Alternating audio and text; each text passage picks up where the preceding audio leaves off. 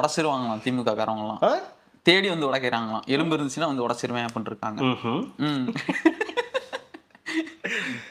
Sir என்ன இந்த sugar மாத்திரை மட்டும் கொடுங்க சார். என்னது சுகர் மாத்திரை எதுக்கு அரசு பண்ணுவாங்க, உள்ள தருவாங்க.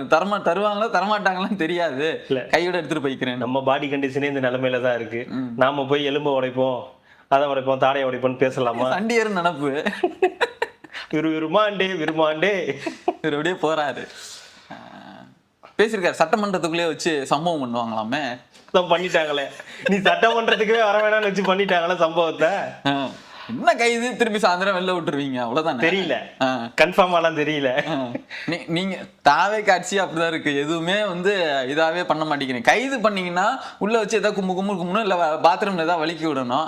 சும்மா அரெஸ்ட் பண்றீங்க, வெளியில விடுறீங்க, அரெஸ்ட் பண்றீங்க, வெளில விடுறீங்க. சரி, இப்படி ஒரு எம்எல்ஏ இருக்காருன்னு உங்களுக்கு தெரியுமா? தெரியாதான். இன்னைக்கு தெரிஞ்சுக்கிட்டீங்களா? எல்லாத்திக்குளமே இப்போ அது கடைசி அந்த பிரச்சனை வரும்போது விளாத்திக்குளத்தை நம்ம பேசணும். அதுல எம்எல்ஏ ஒருத்தர் இருக்காருன்றது இப்ப நீங்க தெரிஞ்சுக்கிட்டீங்க. ஆமா, அதுதான் விஷயம். இப்ப மார்க்கண்டேயன் ஒரு திமுக எம்எல்ஏ இருக்காரு அப்படின்றது உங்களுக்கு எல்லாம் தெரிஞ்சிருச்சா?